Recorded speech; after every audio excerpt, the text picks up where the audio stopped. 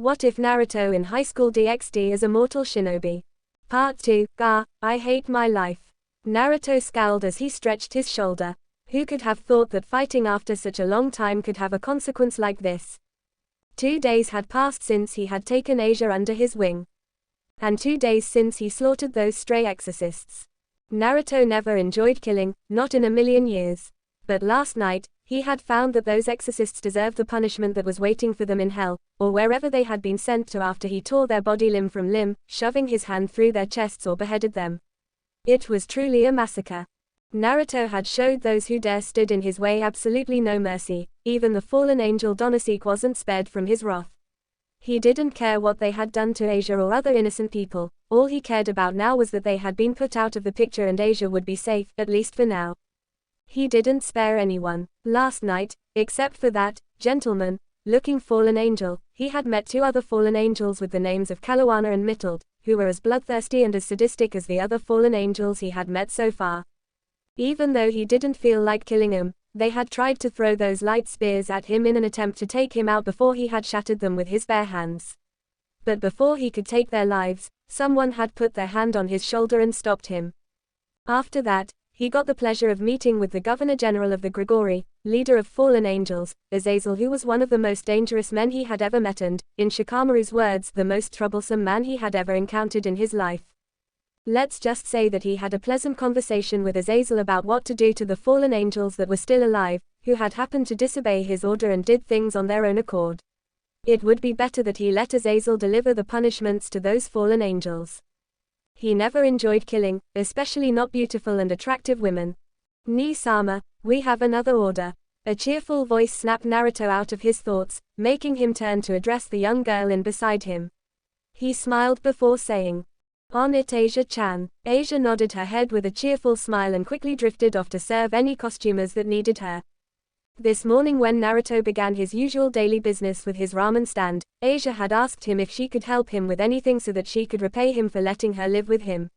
Of course Naruto had refused at first, saying that she didn't need to do anything, but after witnessing the legendary puppy dog eyes from a cute girl like Asia he had to shut his mouth and let her follow him.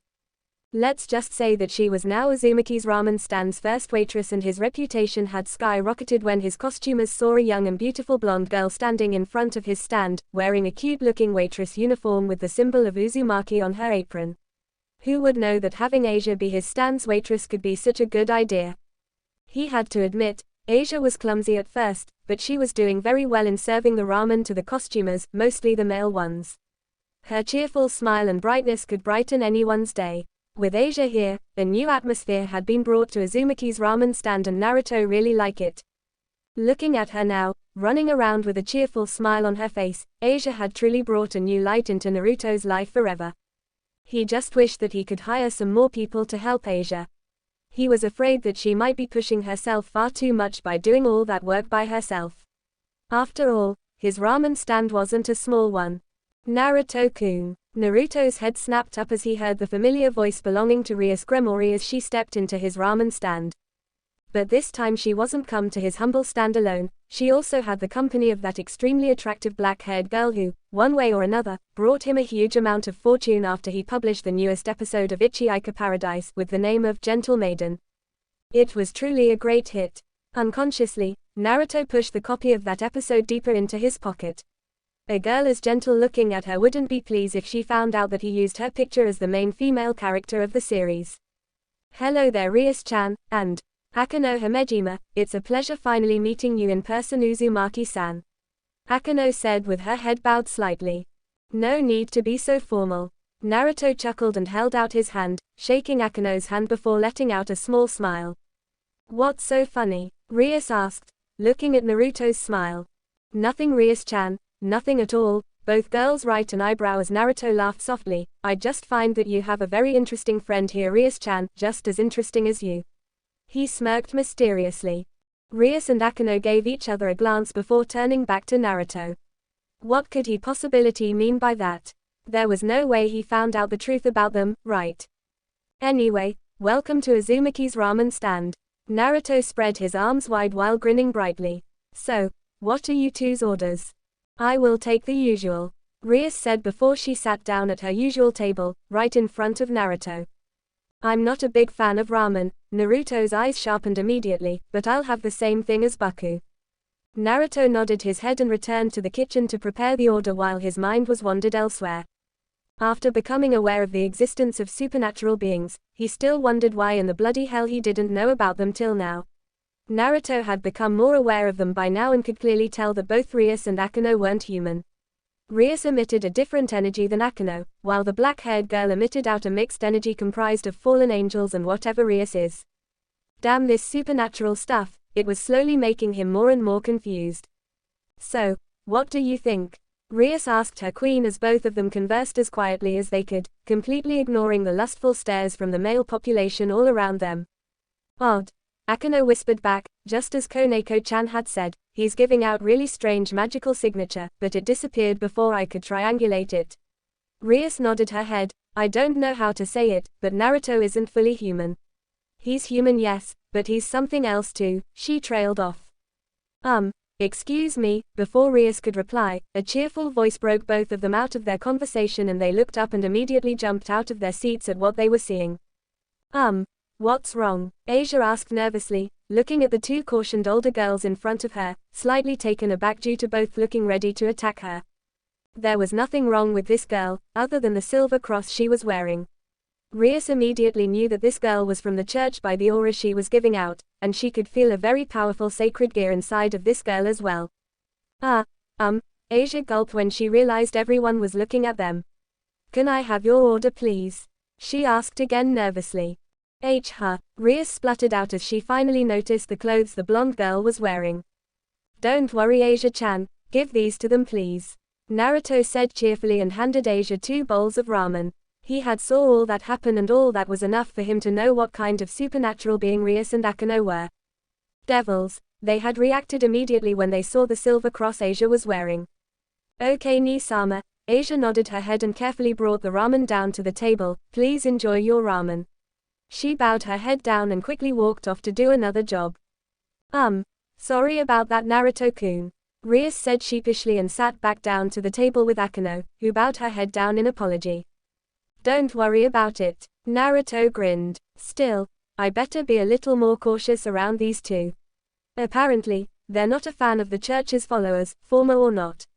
Naruto thought to himself as he kept a close eye on Rais and Akeno, who were eating their ramen while eyeing Asia warily. The next morning, Naruto ni, Asia said nervously while playing with the hem of her school uniform skirt, do you think me going to this school is a good idea? Both blondes were walking on the street leading to Kuo Academy, wearing the repressive school uniform for boys and girls. Naruto had decided that today would be the day he came to Kuo Academy to give another go at school life, and he was bringing Asia with him. The former nun had been really nervous all this morning, but Naruto told her that this would be the best way for her to make friends, become more social, and get used to Japan's culture.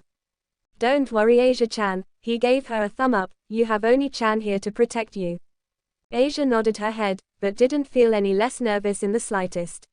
She just hoped this school Naruto was talking about was as exciting as he claimed it to be. He had said this was the best place for her to make friends, but she really didn't know how to do that. Arriving at Kuo Academy, Naruto and Asia made their way to the headmaster's office without being noticed by anyone. Because he didn't want to attract attention too soon, Naruto had used his skills as a well-trained recently slacking off shinobi to sneak into the school without being caught. Though Asia had asked him why they needed to do this, Naruto just laughed and waved his hand saying they better hold the surprise for later. After parting with Asia, who had been placed into the second-year classes while was Naruto placed into the third-year classes. Naruto soon followed the teacher that had been assigned to lead him to his classroom. The blonde had to admit that the school's facilities were truly impressive, practically state-of-the-art based on a few classrooms he happened to pass by. Studying in a school like this was truly amazing. Truly amazing if he was a bookworm or something like that, but Naruto had never been the academic type. This is your classroom, the teacher said with a kind smile, please wait outside for a moment Uzumaki-kun. She said as she opened the door to the classroom and stepped inside, no doubt to inform the teacher and the other students of a new student. Naruto took a deep breath when he heard the female teacher called for him from inside of the classroom, opened the door and stepped inside. Naruto immediately heard the gasping sound of the girls. The blonde's lips curled up slightly, always these reactions. My name is Naruto Uzumaki, it's a pleasure to meet you all. He flashed everyone a charming smile before bowing his head down. Please help me from now on. The blonde looked up slightly and saw a familiar young woman with flaming crimson hair looking at him with her mouth gaping in shock. Indeed, his time here would be very interesting. Immediately chaos broke out in this class. Where are you from? A faraway land, but I can say that I'm part Japanese. What's your favorite food and color? I like ramen and the orange color, and make sure to pay a visit to my ramen stand. Do you have a girlfriend? No, I don't, but I'm very interested in finding one. That statement made the girls that were surrounding him squeal in delight and the males groan in contempt. Naruto had to hold back a chuckle at seeing the heart-filled eyes of the young female students and the heated glares from the males. This was always the kind of reactions he received from students whenever he arrived at any school. Well, there goes not attracting too much attention. This has to be my dad's, Namika's charm, at work. Now if you'll excuse me, Naruto began to back out of the classroom. I need to check on my little sister. He waved back at them, not forgetting to wink at Rais, who was kept a very close eye on her favorite ramen chief. Little sister, the girls whispered among themselves in confusion. Naruto ran through the corridors of Kuo Academy and soon arrived at Asia's classroom, not at all surprised when he saw her being in the same situation as him a few minutes ago. Asia looked extremely nervous because of all the attention she currently getting from everyone. However, the former nun was giving him her best smile which could brighten up anyone's day. Her eyes then landed on him and she proceeded to smile brightly and then wave at him. Naruto let out a small chuckle and waved his hand back at her. Suddenly his cell phone gone off. Curious, Naruto picked up his phone and saw an unfamiliar number. He gestured to Asia that he needed to take this call. Naruto quickly found some place quiet so he could have a private conversation with whoever this person was. Uzumaki, Naruto here, Naruto said into the phone and then heard a somewhat familiar feminine laugh. Surprise? Naruto. You could hear the smile she had on her face from the tone of her voice. Graphia. His voice softened as he remembered the beautiful woman he met at that bar from Las Vegas, which later led to a hot, steamy night spent with each other. How did you get this number? He had thought she was just like any women he met in his life, just another fling. A little fun time together to relieve their stressful lives and then the next morning they would be on their merry way. It has always been this way from the day his own madness subsided and he began traveling. If anything, he was not pleased at all when somehow Graphia had gotten her hands on his number. My, you're so cold to little ol' me, Naruto. She giggled, and Naruto had to let out a small chuckle at that statement. He perfectly knew that Graphia was far old when things heated up between them. Yeah, what do you want, Graphia? He asked. Phew, did you think that I wouldn't recognize myself in the newest volume of the porn novel Ica Paradise series? His eyes widened. You've done an awfully good job at describing me, you know, Namika's Minato. His eyes widened once again when he heard his father's name coming from Graphia, which he had used as the current author's name for the series. I don't know what you're talking about, he said with a calm voice. If you're calling me just for this, then goodbye. Have a nice day. Wait. Naruto stopped his finger from pressing the close button when he heard the tone Graphia was using. He couldn't quite place it, but he could sense a hint of desperation in her voice. I was hoping to have a chat with you. I guess this is important then. Naruto thought before saying, so, where do you want to meet? That night Naruto walked into the bar where he and Graphia had met before and quickly spotted the silver-haired woman, looking as stunning as ever. It's hard to not recognize her immediately because Graphia was drawing a lot of attention from everyone within the bar. She was beautiful and attractive, which was only emphasized by what she was wearing. The expensive-looking dress left her back and the sides of her hips bare, showing off her creamy skin and amazing figure nicely. The dress also had a long slit at the left side, showing her mile-long legs. Graphia was waiting patiently for Naruto to arrive, looking at the menu in her hand, and from the looks of it she hadn't decided to order anything yet, not even a drink. Damn, Naruto thought to himself as he made his way to her table. Graphia looked as stunning as he remembered, though he had to wonder why she wore such an expensive and impressive-looking dress like that in a situation like this, when they were just two people meeting each other for some small talk. Graphia looked up from the menu in her hands and let a warm smile form on her face as she saw the young man she was waiting for approaching her. Good evening Graphia, I hope I didn't make you wait long. Naruto said as he pulled a chair out and sat down, facing the woman who had called him here. Hello Naruto, Graphia said as she put the menu down and gestured to the bartender to come over, and don't worry, you came right on time. Naruto nodded his head at her. He didn't feel like coming here at all. Leaving Asia at home alone wasn't a good idea at all, even though he had made multiple clones around the house to protect her. But at the same time he didn't have any problem being here, accompanied by a beautiful and attractive woman like Graphia. He might be thousands of years old and sometimes he forgot to count how old he was, but the love for women and their attention was something Jiraiya had successfully passed down to him. So, what do you want to talk about? Naruto closed the menu and gave his order to the bartender. I hope it doesn't have to do with me being the current author of Ica Paradise. Naruto said, and didn't like his tone when he said the word current. Unfortunately for him, Graphia wasn't someone who would let something like that get past her, but she pretended to not notice it. In a way, yes. Naruto raised an eyebrow at her. But, I mainly wanted to talk about, Naruto held back an amused smile when he saw the woman in front of him look so troubled because of some simple words. Well, you can start by telling me who exactly are you? Naruto ignored the surprised look on her face and leaned his elbows on the table. I already had some unpleasant encounters with people with black wings and a group of exorcists who called themselves stray exorcists and had swords like those guys from Star Wars, Anna something and Obi what's his face, Naruto joked. Although, judging from the look on her face, Naruto could tell that Graphia already knew about what happened, and to make everything end like a fairy tale, I got a beautiful blonde immortal at home and a silver-haired stalker. My life is already complicated enough, thank you very much. He finished right before the bartender put his and Graphia's order down on the table. A tadakamatsu, Naruto said blankly and began to eat his meal, which was a pizza. A pretty strange meal to have in one of the biggest and most popular bar in Las Vegas.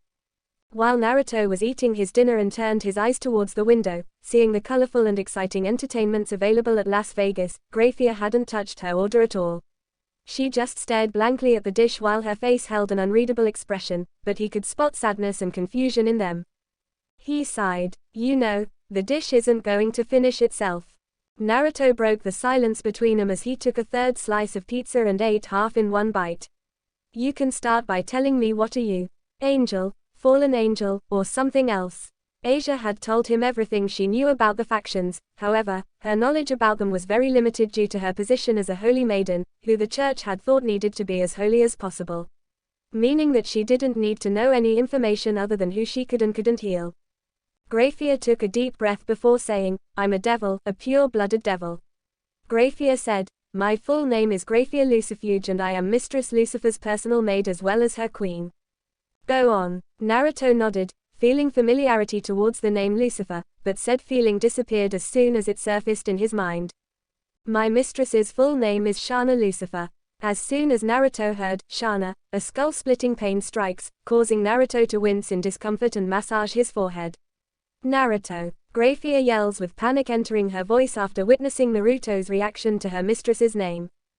Back with Naruto, he was having a hard time trying to control his headache. He didn't know why he had this feeling, but Naruto thought he knew that name from somewhere, but all he could recall about her in his mind was nothingness. He couldn't remember anything about her, that's if he really knew who this Shana was. Sorry, a little headache. Please continue Graphia, Naruto said with a smile after regaining his composure. The silver-haired maid looked at him with wary eyes before saying, as I said Naruto, Shana Lucifer is my mistress and one of the 4 leaders of the Devil faction, with the title of Lucifer. She's formerly known as Shana Gremory. This information made Naruto's eyes widen in surprise. If this Shana's last name used to be Gremory, then that meant Rais Gremory is her sister, isn't she? Naruto guessed. Rais could be the daughter or someone related to Shana, but for some reason, he had chosen sister as the possible relationship between them. Yes Naruto, Rais-sama is Shana-sama's younger sister. She is the current heir to one of the most powerful devil households of the Devil faction, the Gremory household. Naruto nodded his head at this. He should have known better, there was no way Rais could be entirely human. Not to mention the way she walked and talked was slightly reminded him about the rich girls and princesses he had met during his travel, though, he'll admit that she was a little tomboyish and more easygoing than most of the princesses he's met. Can't say I'm not surprised when I just found out that my favorite costumer is a devil princess. Naruto said, so, I guess I, one way or another, had accidentally gotten involved with these supernatural worlds. Goodbye peace and hello trouble. As much as I hate to say it, you and Asia Argento are not safe anymore Naruto-sama. Grafia said, making Naruto a little surprised at being addressed by such honorable suffix. Asia Argento is a very special girl with a much more special sacred gear. Her power is very unique and quite useful, but Naruto had cut her off. Just so you know, I can protect myself and Asia. Naruto leaned back in his chair. I don't care who comes for us or what they might throw at us, I will take all of that and counter back 100-fold. Grafia shivered at the tone he was using. She clearly knew that he meant every word he said and had enough power to do back up his words. So tell your people, do not come for me or Asia. Save this, Lucifer some headache and save me from one more enemy. He stood up and reached into his pocket, pulling out a small piece of paper he had prepared beforehand and gave it to the silver-haired woman. We better keep in touch from now on, so use this number to call me, safer this way. Call me if something happens or you have anything to tell me. The world could change, the people could change, but the ways to survive could never change. Information would always remain the greatest tool for survival. Grafia would be a great ally for him from now on because with her help and the information she could give him, the oblivious feeling he always had when it came to supernatural things would disappear eventually. I will Naruto-sama. Grafia gently took the piece of paper, keeping her eyes on the blonde's frame till he disappeared from her view. I will. Thank you, please come again next time. Asia lowered her head down and said gratefully with a warm smile. The group of Kuo High School boys waved goodbye at her with a blush on their face. We should head home soon Asia. Naruto looked at the clock. Rais-chan is coming at 7 o'clock to help you study, so we should be there when she comes. Yes Oni-chan. Asia nodded her head and began to help Naruto gather their things. The life she was living with him was very different than her previous life, and to say Asia loved every minute with Naruto was an understatement. She loved to spend time with Naruto, who had saved her and changed her life. The two blondes headed towards their home with Naruto pushing the ramen stand. Business had boomed recently thanks to Asia's help and both of them joining Kuo Academy. Their everyday costumers were now mainly high school students, both males and females, as they all wanted to see their respective idols. Speaking of which, Rais was coming to their house to help Asia with her language problems and other school work she was unfamiliar with. The young former nun was a hard-working student, but she had a lot of trouble with kanji and Japanese, so Rais had offered her help. Naruto had wanted to help, but teacher was never his favorite job, not that he denied it anyway. When they were coming near the house, Naruto caught sight of the familiar and unique color of Ria's hair. The crimson-haired girl was standing with her back leaning against the gate, looking as stunning as ever. Of course she is, Naruto thought to himself, she is a devil after all. Rais turned her head towards the coming noise and saw the familiar ramen stand along with her favorite blonde and his adopted sister. A smile formed on her face as Naruto waved his hand at her. You're pretty early Rais. Naruto smiled at her as he opened the gate.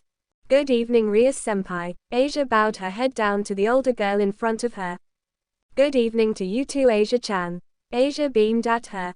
Come in, Naruto said from the house as he finished putting the stand into his yard, and please make yourself at home Rais-chan.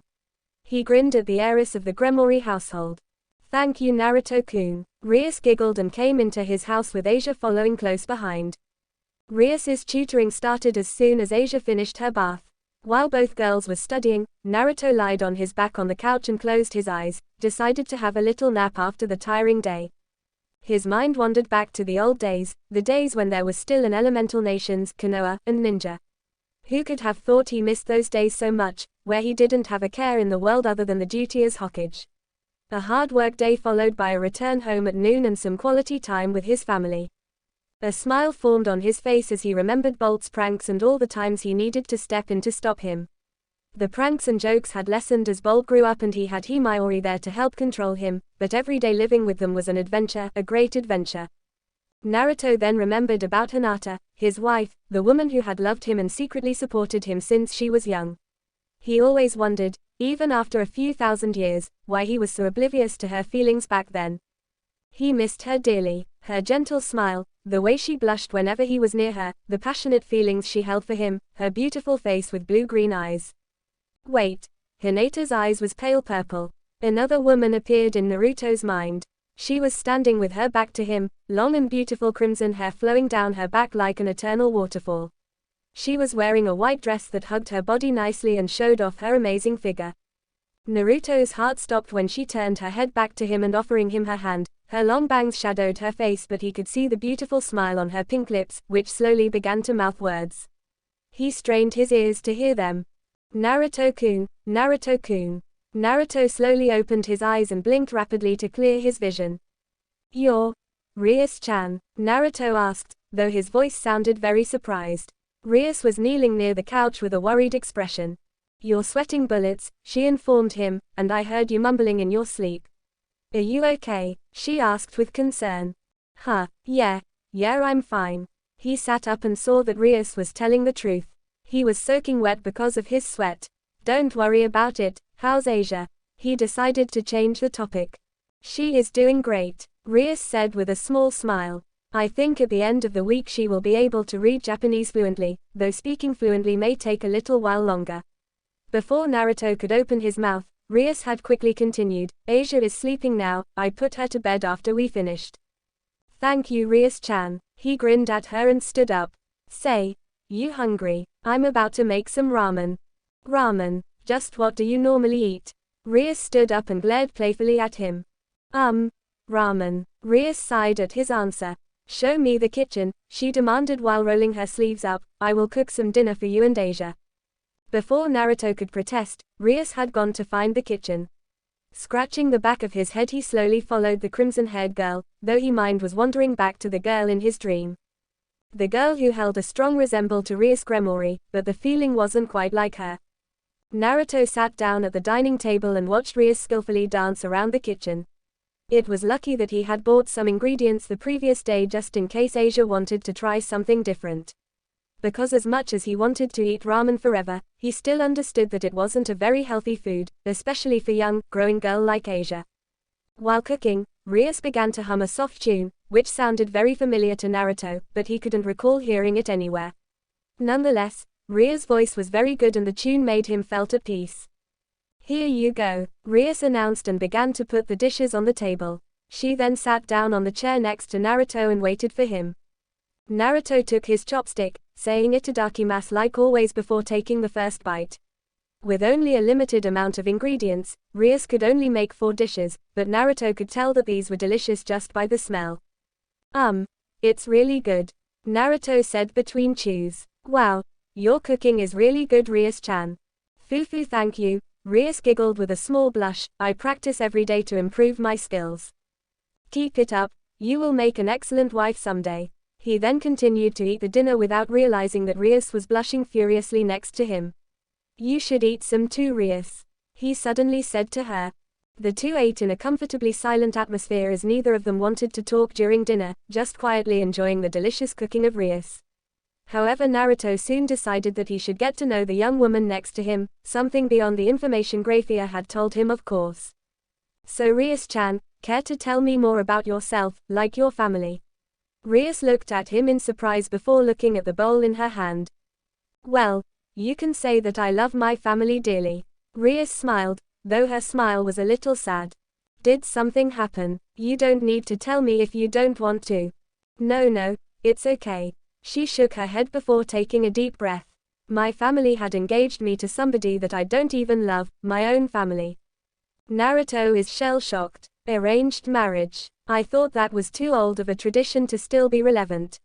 He asked. Now he understood why her emotions were always fluctuating even though she tried to act normal outside. It's an effort to join two families together, to create a strong bloodline. Rais's hands formed into fists, at least that was what the other family said and my family wanted me to be happy. But no matter how much I talk to them, they don't change their mind, even my sister. Rais muttered the last part. I guess if I wasn't a daughter of a rich and powerful family, I can at least find my love and then live a happy life. I want someone to look at me as Rais, not NarutoXGabriel, the daughter of the Gremory household. That's why I live far from my family and stay here in Japan, where at least people will look at me as a young girl. Tears formed at the corner of her eyes as she remembered all of the heated fights she had with her family about the engagement, yet she couldn't bring herself to hate them. Suddenly, Naruto put his hand underneath her chair and pulled it, along with Rais, towards him. The crimson-haired girl didn't have time to gasp in surprise as Naruto put his arm around her shoulders and brought her head against his chest. Rais then felt a familiar feeling blooming in her heart. She felt warm, comforted, and safe. It was strange because this was the first time he had done this to her, yet it felt like he had done this more than 100 times. It's just like the feeling she always missed after that accident 10 years ago, yet she didn't recall anything. You just need to be yourself, Rais-chan. He didn't know why he did this, he was just following his instincts. Sadness isn't a feeling that suits you. I don't think I can help you. He would if he knew how, but if this helps, I've always liked you, Rais-chan. Not because you're Rais Gremory, the girl who comes from a super rich family, but because you're Rais Gremory, my first costumer and my first real friend since I came here. Ria's cheeks reddened by both his actions and words, but then a soft smile appeared on her lips as she snuggled closer to him. Rais wanted to enjoy this moment and didn't have any plans to ruin it. Oni-sama. A soft gasp made both Naruto and Rais jump in surprise, while the former cursed himself for letting his guard down like that. He had enjoyed this way too much to the point he had come to completely oblivious of his surroundings. When he turned his head toward the kitchen's door, Naruto was met with a fuming Asia Argento, looking at both of them with blushing cheeks and an angry, yet extremely cute expression on her face. Oh. Hey Asia. Naruto grinned sheepishly and released Rais, who glared at Asia for ruining the moment. Moo.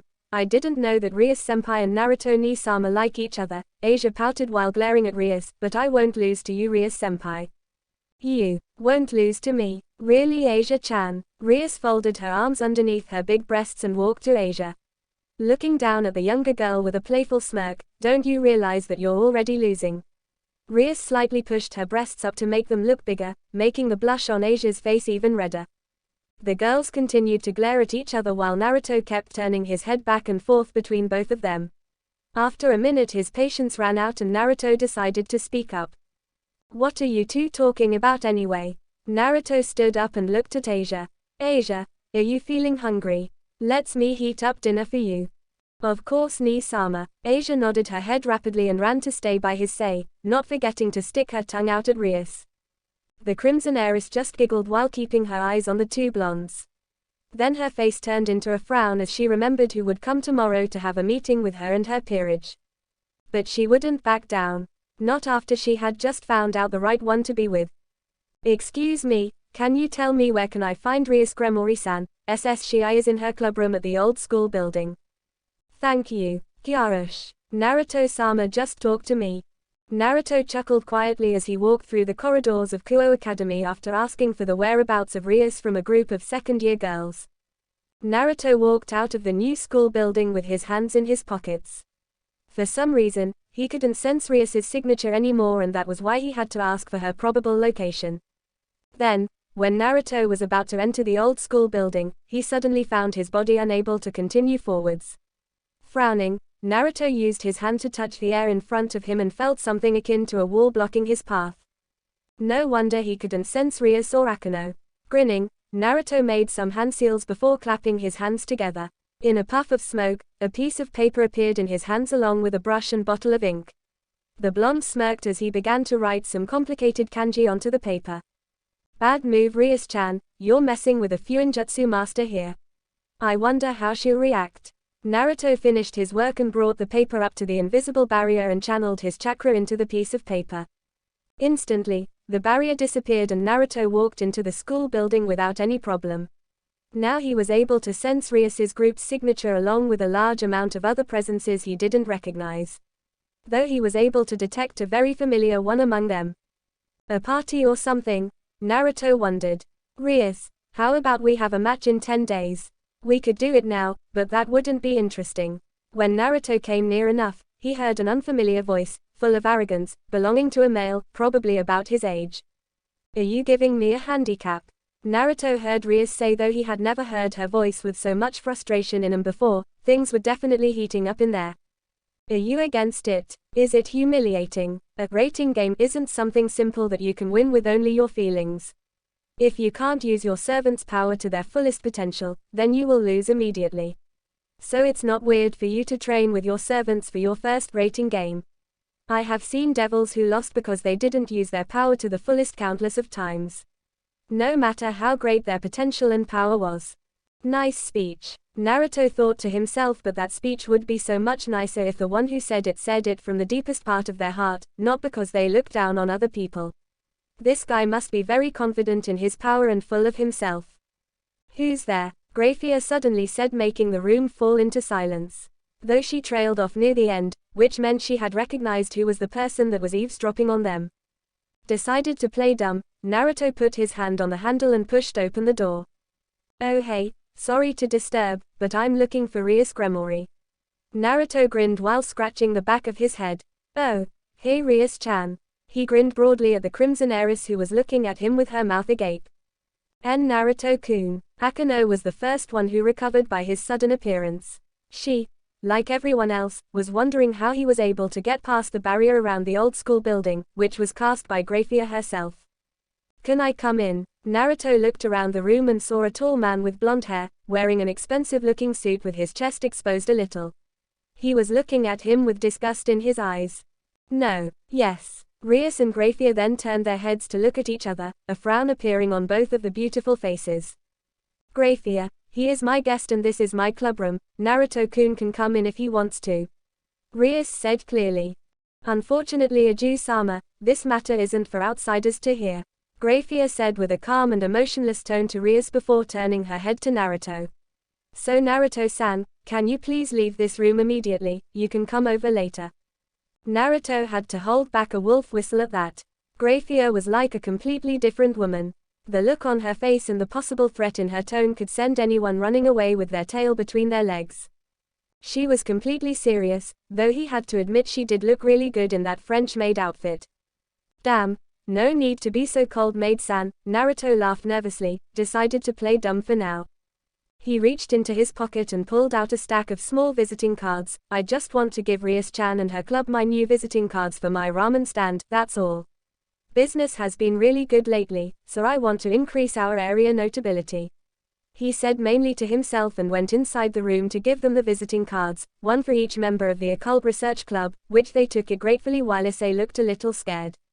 Naruto could tell that he was in pain, like he just got into a fight. The blonde then turned to Graphia and handed her a card. You too, maid-san. If you have free time, feel free to come over and give us a try. He smirked. I will, Naruto-san, she said with the same stern voice and stoic tone. Damn, she is so professional. Naruto thought to himself as he looked at the maid with amusement. Then the blonde turned his head to the unfamiliar faces in the room and saw that most of them were females, with beauty ranging from cute to downright gorgeous, though nowhere near the level of his friends. However, the look on the other blonde man's face was slowly getting on his nerves. Naruto was never one who liked those with holier-than-thou attitudes. Especially from one that was also looking at him with disgust. Hey, you girls wanna try Uzumaki ramen sometime? The blood asked while grinning broadly, making a number of the girls in front of him blush furiously. He could hear Graphia sigh quietly behind him, like she had expected him to say something like that. Before he could give them the cards, their male leader held out his hand to block his path. You got a problem, dude? Naruto asked, still keeping the grin on his face. How dare you present such a filthy food to my servants? The man said with an arrogant tone. You have no idea what are you talking about, dude? Naruto's grin disappeared from his face and was replaced with a scowl. Faster than anyone's eyes could see, Naruto had grabbed the man by his collar and smashed his forehead into the slightly taller blonde's face before pushing him away, much to everyone's shock. No one insults the wonder that is ramen, no one Databio. He pointed his finger at the son of Finek's household, shouting out his thoughts along with his forever trademark catchphrase. Just after Rais managed to pick her mouth off the ground, the crimson heiress began to giggle at the pathetic form of her aggressor, who was clutching his nose in pain while lying on the ground. Graphia just sighed. For some reason she had already knew he would do something like that. You, how dare you do this to me, you lowly human? Naruto raised an eyebrow at this. There was no blood on the guy's face, nose, nor did it look broken. He would have to ask Graphia about this later. You're talking like you're not human. Naruto raised an eyebrow while pretending to be in amusement by the blonde's joke. The group of girls from earlier had already recovered from the shock and were now glaring daggers at him for hurting their master, though a petite girl with drilled twin tails was looking at him with confusion. His name, it's oddly familiar. She wondered to herself. She swore that she had read that name before in one of the very old books in her family's personal library, though she couldn't remember which one. That's quite enough, Rais-sama. Grafia spoke up in a cold, chilling tone. So that's the prick's name. Naruto thought before hearing Grafia continue. If you say anything further, I will have to cut short this meeting right here, by force. She finished emotionlessly, making Raiza gulp nervously with a pale white face. Naruto looked at Grafia. The silver-haired maid had to be extremely powerful and fearsome among devils to have such an impact like that to someone who had clearly lived most of his life looking down on everyone whose status was lower than his. Right. Raiza muttered to himself, earning a nod from Grafia.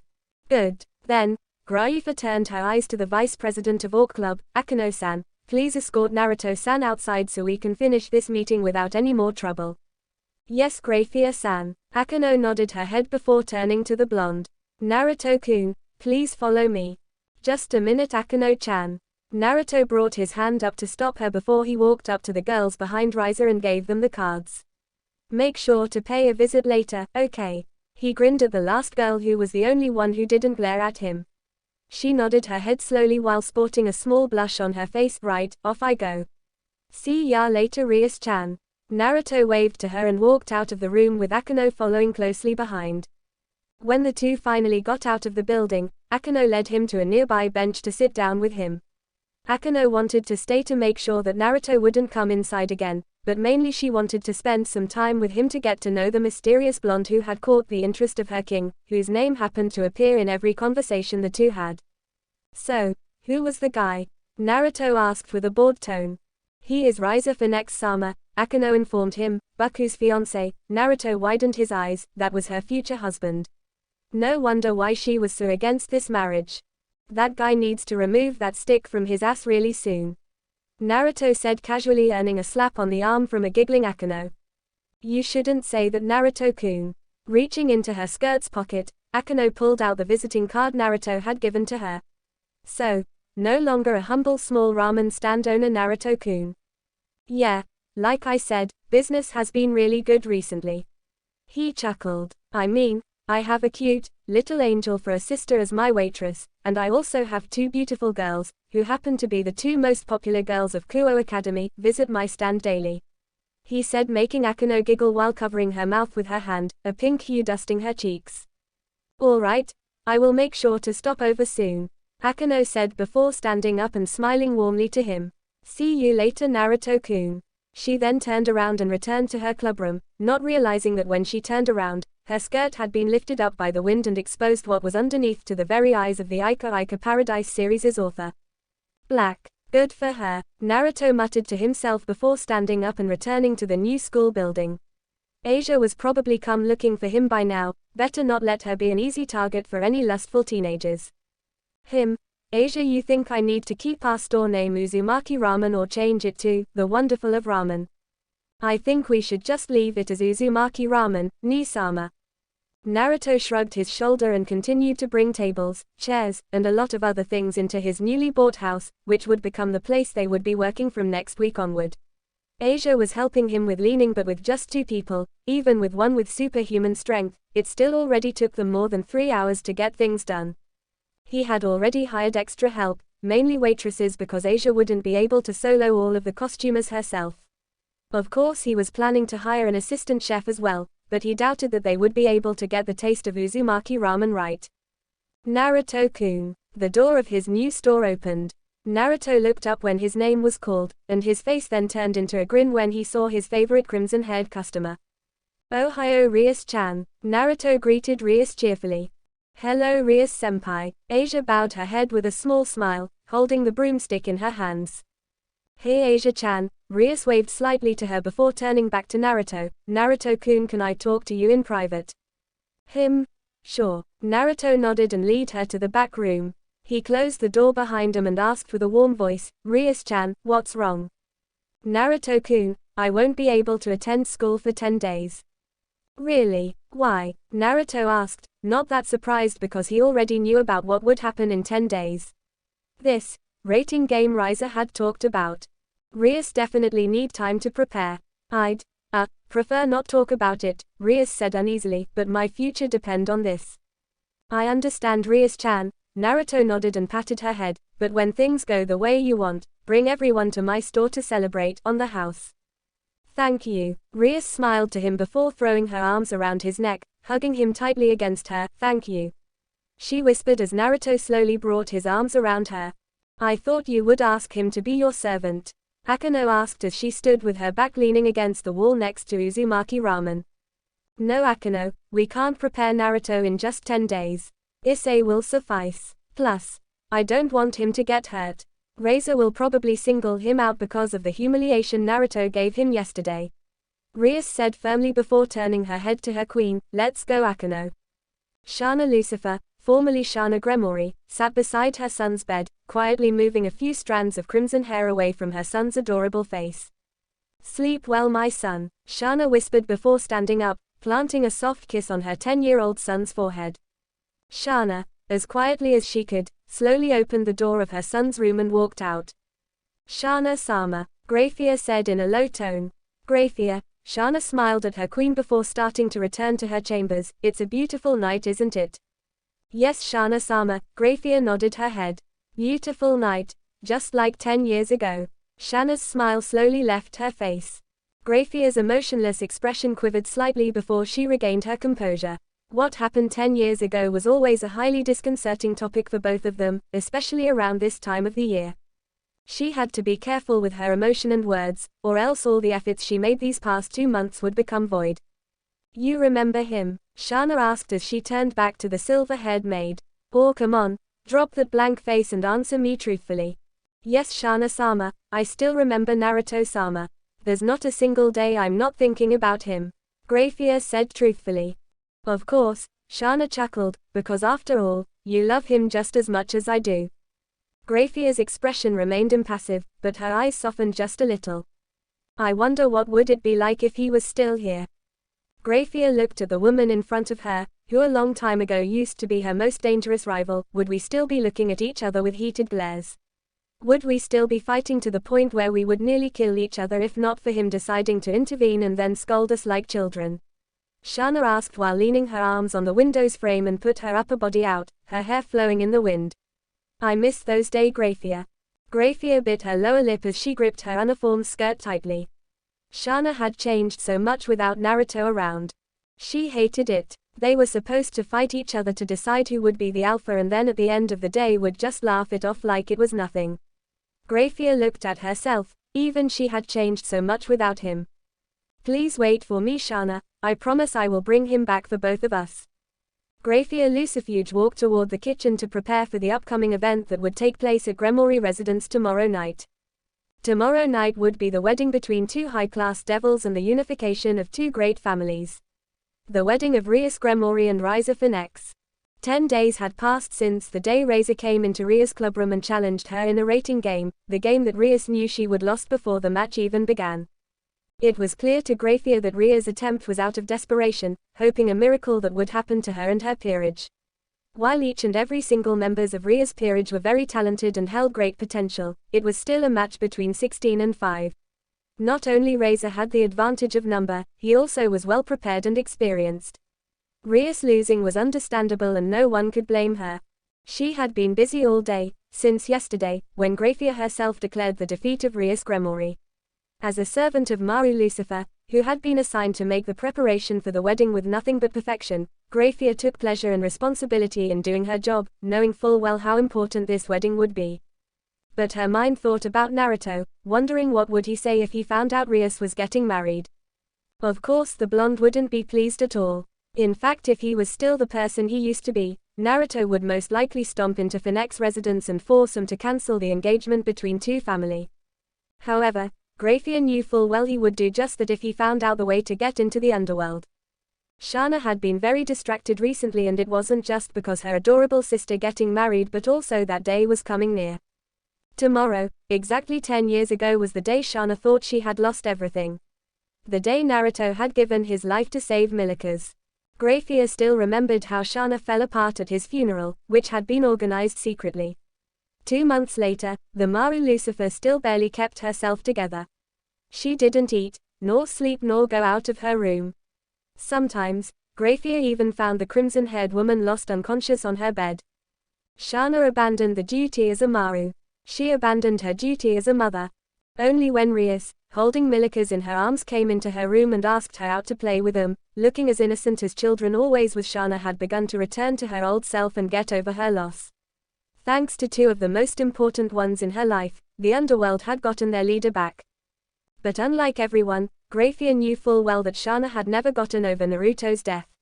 She just pretended to be happy for the sake of her son, her little sister and all her closest ones, yet deep down inside she was a broken woman. Shana loved Naruto too much to be able to forget him. When Rais came to Shana's office and told him about a young man named Naruto, hope had appeared in Graphia but not Shana, who stubbornly refused the possible idea of maybe, just maybe, Naruto was still alive. Graphia hadn't been there for them that day 10 years ago, but this time, for once she would bring them back together. Suddenly, the sound of her personal phone snapped the silver-haired maid out of her train of thoughts. Curiously, Graphia excused herself to somewhere more private and summoned her cell phone out from her dimensional pocket. Graphia turned on the device and felt her heart skip when she saw the numbers. Naruto-sama, or, no need for such honorable suffix Graphia, Naruto's playful voice was heard from the other side of the line. How are you? I'm fine, thank you Naruto-sama, she said quickly and couldn't help herself to smile a little. So, how things going with you? Naruto asked, how come you haven't come to my store yet? I'm so sorry Naruto-sama, Graphia said with embarrassment in her voice. With all the preparation for the match between Rais and Razor and now for the upcoming wedding, Graphia had become very busy lately and couldn't find herself thinking anything other than her work. Relax Graphia, I just kidding. Naruto chuckled, speaking of which, care to tell me why Rais wasn't at school this morning? This rating game was yesterday, right? Graphia frowned. Would she be able to tell Naruto what happened to Rais?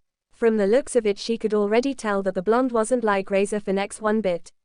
Would he let Rais be with someone that she didn't love and love her back?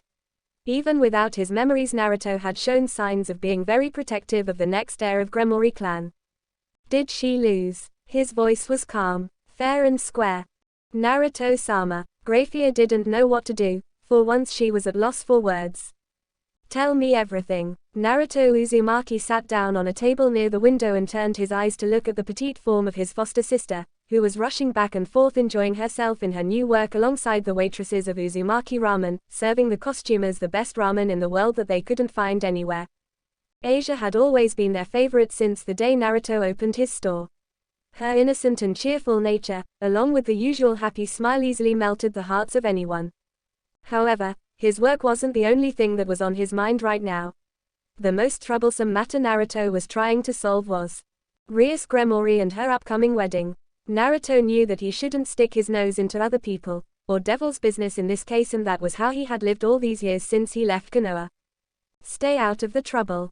But at the same time, it wouldn't be Naruto Uzumaki to leave something like that happen to one of his friends, especially Rais. For some reason, he felt the need to help her just as much, if not even more than when he wanted to save Asia. When the blonde began to think back about what Graphia had told him, he caught sight of a familiar girl wearing a pink dress with strange decoration like phoenix's tails on the small point of her back. Her drill's light blonde hair stood out very much among the crowd, which she was getting very uncomfortable with the stare she was receiving. Her blue eyes then met Naruto's azure one, and the eternal shinobi finally saw the visiting card he had given her nearly a week ago in Ria's clubroom. What can I say? Naruto muttered to himself when he saw her walking as fast as she could to his store's direction. My first inhuman costumer is an Aju-sama. Just from the look of it he could already tell she was a rich princess who was spoiled most of her life. Well, hello, Naruto Uzumaki. The girl pointed her finger at him after she had busted into the store, her other hand on her hip as she cut off his greeting. How dare you make a girl like me wait for 3 hours and didn't come out to greet me like a low-class being you are. A tick mark appeared on his forehead as Naruto listened to her frustrated insults. He would have to give her credit though, she had chosen the right word to call him so that she wouldn't reveal herself as non-human being. However, she was drawing a lot of stares from everyone, so Naruto stood up and walked toward her. First thing lady, we don't have a special greeting service, especially for someone like you, and I don't remember I had told you to wait for me. He walked to her left side before shooting his hand out and grabbed the collar of her pink dress and lifted her off the ground, making the blonde cry out in surprise. Second, keep your damn voice down, you're disturbing others. How dare you talk to me that way, put me down this instant. Revel shouted out while waving her arms wildly in the air. Naruto just sighed and walked to his table, placing her down the sit in front of him. Thank you, she said gratefully while sighing in relief. Asia, come here please. Naruto called out to his foster sister after sitting down. Yes Oni-sama. Asia came to their table while looking at the other blonde nervously. By now everyone had returned to their own meal. Give this girl the menu, I think she is very hungry. Waiting for him for 3 hours. Did she have that much patience? And how in this bloody world did she think that he would be there to get her when she arrived? Hi Oni-sama, Asia said and handed Revel the menu she was holding. Here you go miss. At least your sister has some manners. The girl huffed and looked at the menu, then her face turned into a frown then confusion. I will take, she muttered. 1 miso ramen for her Asia. Naruto quickly said, earning a nod from the former nun who quickly drifted off to take the girl's order. Thank you, it's just I never ate this ramen before so. The blonde said while playing with her dress, looking extremely uncomfortable. Don't worry, you're not the only one who didn't know about it, let alone eat it. Naruto smiled at her. It was the truth, he had met a lot of them people like her on his journey, mainly extremely rich people who happened to eat luxurious foods every day. So, what's your name? My name is Revel Phoenix. I'm Razor Phoenix's sister. She paused before continuing, the one you, crashed your forehead into. It's called Butthead by the way, Naruto said. This girl was Razor Phoenix's sister. At least she didn't have that arrogant attitude around her. Revel just used to the way she had been treated since the day she was born. So what are you doing here at my humbling ramen store Revel-sama? Naruto asked with a slight mocking tone, making the daughter of Phoenix clan puff her cheeks in annoyance. I want to know who you are. Well sorry but I don't plan to find a girlfriend right now, maybe with someone more mature. Moo, you're annoying. Revel pouted before looking around, like she was trying to make sure no one was eavesdropping them before turning her head back to him. I want to know if you're really human or not. That statement made Naruto's blood turn cold but managed to keep a straight face. Here you go. Asia sudden appeared before them and gently sat the steaming bowl of miso ramen down on table. I hope you have a great meal. She bowed before quickly ran to other customers. So, how should I eat this? Revel asked while holding the chopsticks in her hand, a spoon in other, looking uncomfortable. Just eat all you want. Naruto informed the younger blonde, making Revel nodded her head. And I don't know what you are talking about by the way. Don't try to act stupid, I found your name in a very old comic book for children in my old library. Screw it. Naruto now was looking at her with wide eyes. In a book. In the normal situation this was as cool as hell. Your name, the way you look, even the way you love ramen is in said book. Revel pointed out. I tried to ask others, even came to the bookstore but found out that for some reason they had stopped publishing this book 10 years ago. This girl. She is sharp, Naruto thought to himself as he looked at Revel in amazement. Information gathering was one of the most important things that would help you survive. It was one of many things Shikamaru had taught him long ago. And Revel, Naruto had seen the confusion on her face when Rais said his name in that clubroom. There was a chance that she already recognized his name there and went to look for him in anything he could find. First Grathia, now her. Who's next? This is so delicious. Ravel's purrs pulled Naruto out of his thought. The daughter of Phoenix clan was eating the ramen with glee in her eyes. Anyway, maybe it was someone that has the same name as I have and who know, maybe he also loves ramen like me. The blonde deflected casually, or tried to. No. I'm sure it was you. Revel said deadpan stubbornly. Sorry to bust the bubble but I got work to do. Naruto informed her before standing up and made to leave when. Please, you have to save Rais-sama. Naruto stopped dead in his tracks and sat down to look at the drill-haired girl before he even knew it. Why? Naruto asked. She lost, and Rais has to keep her promise to your brother. It's the deal. He already knows. How? Ravel's eyes widened. She put the chopsticks and spoon to the table before saying, But she is not happy. Naruto stayed silent and waited for her to continue. Rais-sama hasn't come out of her room since yesterday. She didn't eat anything or wanted to meet anyone. Ravel said sadly. My brother won the match, but it was because he had prepared beforehand and had more experience. It wasn't fair for her. Everything is fair in a battle, Ravel. She lost because she didn't prepare for the match, gathering every information she needed to win. Naruto said dispassionately. But it was a match of 15-4. How is that fair? Ravel stood up and reached into her pocket before pulling out big stash of money and slammed it on the table. Thank you for the meal, I never seen someone as heartless as you. And stomped out of the store, the same way she came in. Naruto just sighed, ignoring the stares others were giving him. Naruto paid no heed to those eyes, though his mind was crowded with thoughts and possible decisions.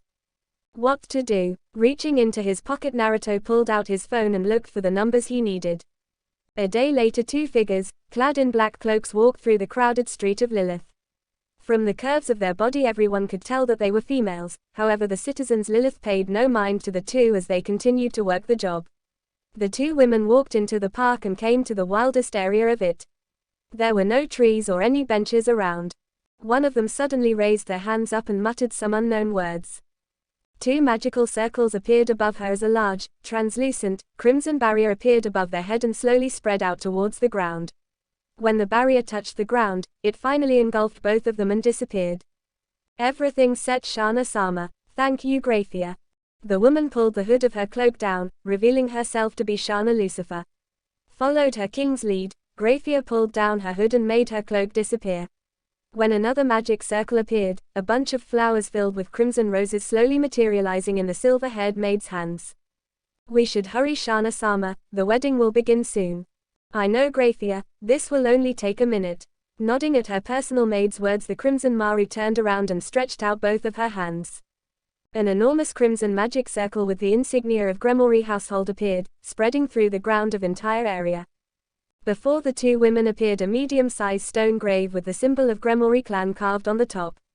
Here lies Naruto Uzumaki, a great friend, great teacher, great brother, great father. A loving husband. There were no years. Tears fell from Shana's eyes as she furiously wiped them away. It's been 10 years since that day, and not a single day had gone by when she hadn't tried to come here if not for Graphia reminded her of the duty as Maru. 10 years had passed since the day Naruto given his life to save their newborn child, who had been taken from her by the man she called brother. She was too weak to do anything back then, so their child's fate had been put onto his shoulder as he pushed through enemy lines with ease and reached her brother. When she had gathered enough strength to walk there by herself, Shana was greeted with the sight of her loving husband, holding Milikas protectively in his arms while Sirex fell to the ground with a kunai impaled deeply into his heart. Tear of joy, tear of happiness fell from her eyes that day. But it soon turned into tear of horror when she saw the terrified look on her peerage's face, who just arrived after taking care of the large group of stray devils attacking the city. Naruto fell to the ground. By a bullet that has gone all the way through his head. Aside from herself and Graphia, Rais had been the one who had been affected the most by his sudden departure. She was too young to handle the death her favorite person back then. Shana remembered her sister crying for days, screaming her husband's name until her throat was nearly ripped apart. For Ria's sake, they had to erase her memories and then later erased his existence. The adults were forbidden to tell their child about him. His name had been erased from all the history books, even Graphia's romantic story with him had been changed as well. It was a painful decision for Shana and the other Maru, especially Shana herself. Naruto should be remembered as a hero, not be totally forgotten sans the adult like this. But she had no other choice. Rais was her beloved sister and Shana loved her just as much as Naruto. If not because of Ria's old self returned to her, Shana wouldn't be able to recover from such thing. A day after their parents erased her memories, Rais was the one who came to her room with a 2-month-old Milikas in arms, asking her to go out and play with them. Shana took the bunch of flower from Graphia's hand and gently laid it down in front of Naruto's grave. Hey Naruto-kun, Shana said gently with a small smile, Milikas is 10-year-old now, we just celebrated his birthday this morning. He was so happy when all his friends came to play with him. Oh, and Rais is going to get married this night, isn't it great? The same girl who chasing after you and said she will steal you away from me when she grow up. Shana said with a small chuckle before her face turned into a frown. We want her to be happy, but she looked so sad when I went to see her. Did we do the right thing, Naruto-kun? You had taught me to always follow my heart, but I can't favor a single devil over the other even if she was my own sister. A sad expression appeared on her face, unshed tears welling in her beautiful eyes. What should I do now, Naruto-kun? Shana-sama, it's time. Shana's head jerked up as the voice of her queen. Just give me a second, Grafia, Shana growled forcefully before turning her head back to Naruto's grave. I just hope that someone will come and save her. If you're listening to me now, please let it be the right one. Shana-sama, I know, Grafia, I had to go now, Naruto-kun. Whispering the last word in sadness, the Crimson Maru turned around. I love you, and walked off while wiping her tears. Grafia just turned back to the Naruto's grave, wanted nothing more than blow it apart. But now wasn't the time for that. Tonight, at the wedding, the underworld, no, everything would change. Yuto-kun, where is Issei-kun? Akano Hamejima asked while looking around. Dressed into an elegant kimono, the Queen of Rias was drawing a lot of attention from the male population around her. I thought he was coming with you. He's still recovering, Akano-san.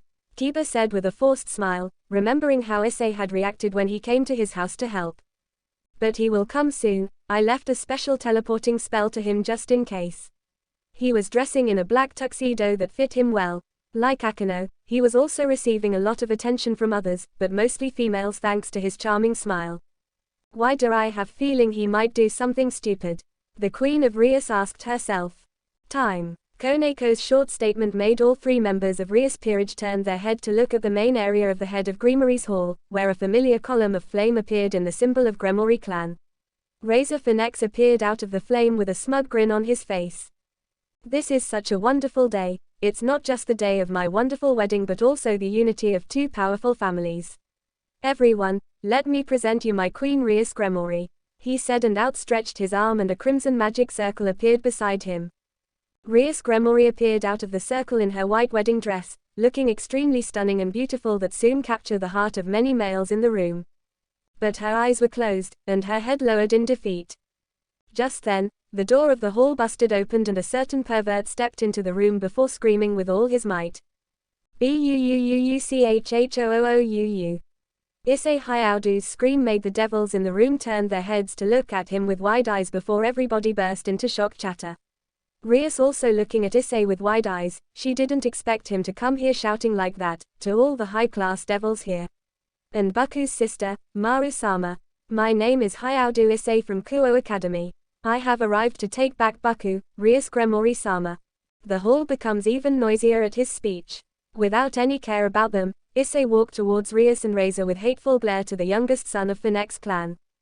Hey, you, do you know where this? A guard came to stop him but before he could do anything, three shadows suddenly appeared before him.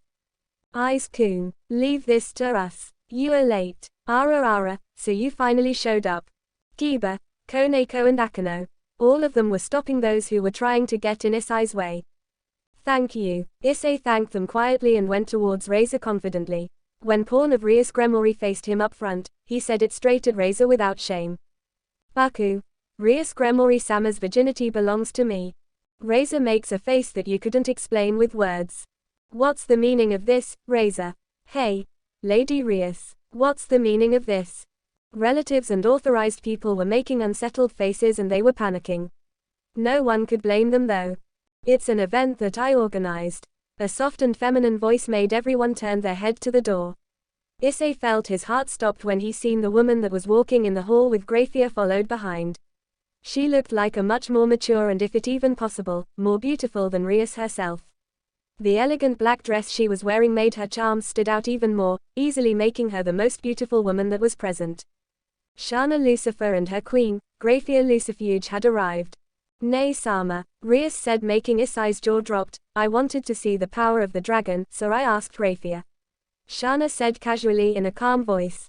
Shana Sama, you can't do something irresponsible like this. A middle-aged looking devil panicked. It should be fine. That rating game from last time was very entertaining.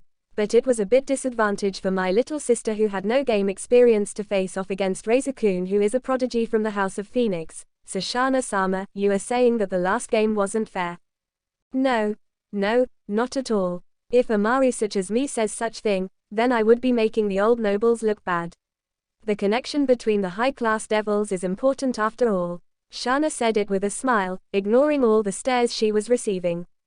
Then, Shana, what do you want to do about it? A man stepped out with crimson hair asked. Shana smiled. In truth, this was an event that had suddenly appeared and she wasn't planned anything about it, but if she played her card right, she might be able to hello her sister. Father, I want to make my cute little sister's engagement party into a flashy one. Dragon vs Phoenix. Don't you think it's the ultimate event? To stir up the party by having a battle between legendary creatures. There aren't any entertainments which can surpass this. Everyone in the hall became silent with Shana's confession, which then turned her eyes to look at Issei.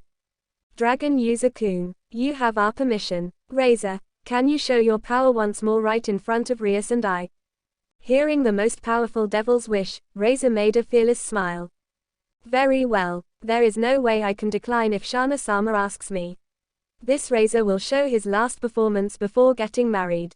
Shana nodded before turning her head to Issei. Dragon user-kun, what prize do you want when you win the match? Shana-sama, what are you saying? He's a devil, so we need to give him something fitting for it since we are asking him to do something for us. The Mari smiled and waved her hand carefreely. Now then. I can give you anything. A peerage, or the most beautiful woman. Issei seemed to consider each option for a moment before saying. I ask you to give me Rais Gremory-sama back. Shana then made a very happy face when Issei answered her without any pause. Very well, if you win, you may. But once again the door to the hall was forced open. This time, a guard came in and it seemed he was in a hurry. What happened now? A young man with athletic build muttered to himself, looking at the guard who was trying to catch his breath with interest eyes. Maru-sama, there is a human out there, the guard said quickly, making the hall gasp in shock. Ria's eyes widened slightly while a smile appeared on Grafier's face. He is coming to this place and pushing through us like we're nothing. He also said he came here to help Rais-sama keep her promise.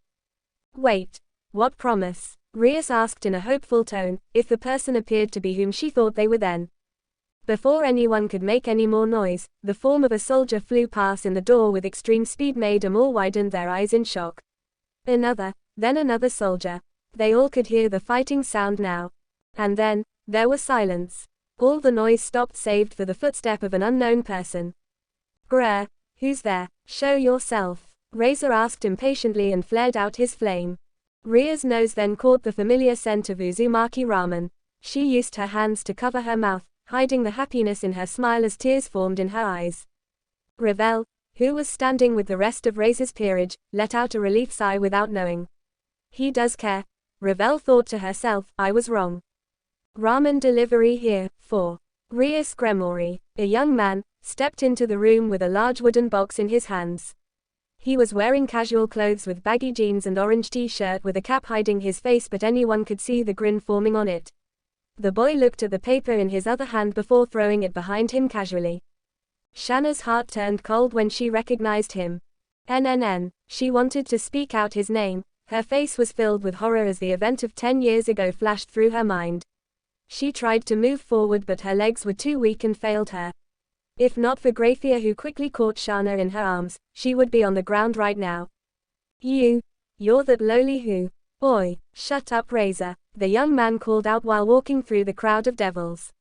I came here to deliver the ramen, not talk with you, and he stopped in front of Rais.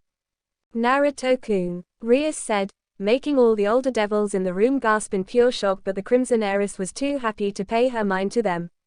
Next time you make a promise to me, make sure you can keep it, because after all, Naruto took the cap of his head and gave Rais his grin. It's not every day you get Naruto Uzumaki to deliver you free ramen.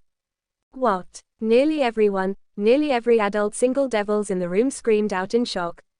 Naruto, Rais and the other young devils looked around in curiosity, no more than Naruto himself, but they were greeted with the shock expression on their father, mother, uncle, brother's face. All of them were also directly looking towards Naruto. It's impossible, a man shouted out. You can't possibly be Naruto Uzumaki-sama. Well, for your information, nothing is impossible to me. Naruto smirked confidently before saying with a normal voice, and last time I checked, I'm the only Uzumaki around here, with the name of Fishcake in it. Naruto grinned smugly, proud of his own joke. But then the hall exploded in chaos, with everyone screaming and shouting at him, calling him a liar and anything akin to that. The blonde just sighed. Ravel had said his name was in a comic book, but he didn't know that he was this famous among them. But what confused him the most was that he didn't know anything about it. Silence. He saw the man with crimson hair like Rais, standing near a young woman with the face oddly resembled Rais shouted with authority before looking at Naruto, his eyes softened. Naruto-sama, is that really you? Yeah. Naruto nodded his head. But how? He whispered. While Naruto was looking around him in confusion, Grafia had guided Shana to a chair and helped her sat down. Handing her queen a glass of water, the silver-haired maid had already predicted her king would be reacted this way when she saw Naruto. Grafia, how is this possible? Shana muttered to the one who used to be her rival, how can he survive after that? I saw him die, held him in my arms. She sobbed. Shana-sama, it's really him. Please listen to me, Grafia said, with a very different tone than her usual. From the day Rais came to your office and told us about a young man named Naruto, I had tried everything to get in contact with him. Grafia lowered her voice so that only Shana would hear her and decided to leave out what happened after they got to know each other at that bar. At first I thought this was some kind of sick joke, but I had confirmed that it was him. Then I have to meet him this instant. Shana was about to stand up but Grafia had pulled her back down to the chair. He lost his memories, Shana-sama. Grafia shook her head sadly. I don't think he will remember you, or any one of us. I guess it has something to do with being shot in the head and having his brain destroyed. What should we do now, Grafia? I don't want to lose him again. Shana began to get panic. She couldn't think anything. Her heart was filled with the need to be with him. We should take it easy for him, Shana-sama. Naruto-sama is here to save Rais-sama. We should let him do it first before doing anything else. Shana nodded her head and wiped the tears at the corner of her eyes. With him saving Rais-sama, this will be our first move to bring back his existence to the world. I will trust you this time, Grafia. Shana hugged her queen. And thank you for bringing him back. As Grafia began to cast a secret communication spell so that she could tell all the older devils what to do, Shana made her way toward the love of her life with her heart-pounding lie against her chest. Meanwhile, Naruto was looking at Razor with amusement while the son of Phoenix clan was looking at the other blonde in disgust. Issei was casting his eyes between them uneasily while Rais was standing directly behind Naruto. Shana-sama. Razor then saw the Maru approaching him. Please send this filthy human back to the human world so that we could begin the match. When he turned around and looked at the one who was behind him, Naruto was greeted with the most beautiful face he had ever seen in his life, which was greatly resembled Rais but more mature. Long flowing crimson-haired, big innocent blue-green eyes, a face that could steal anyone's heart. Her elegant and expensive-looking dress hugging every curve of her body, showing off her large breast while letting her back bare. Naruto's heart skipped a bit when he looked at her. She looked oddly familiar. Rais saw the look in Naruto's eyes and felt a little jealous. She then elbowed him on his back to bring Naruto back to the real world. Ouch. What's that for? Naruto whispered. Nothing. Rais answered back innocently.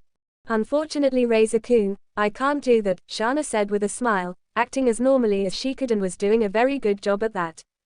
What? Why? I think like Dragon User-kun here, someone also want to speak out his opinion. Shana turned her head to look at Naruto. But first, Naruto-kun, can you tell me the other reason why you come here? Well, it's true that Rais-chan said she would come to my ramen store to have a free ramen to celebrate her victory. Naruto smiled to the girl. But unfortunately she lost, didn't she?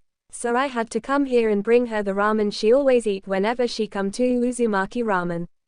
Then why are you still here? Razor asked with an impatient tone.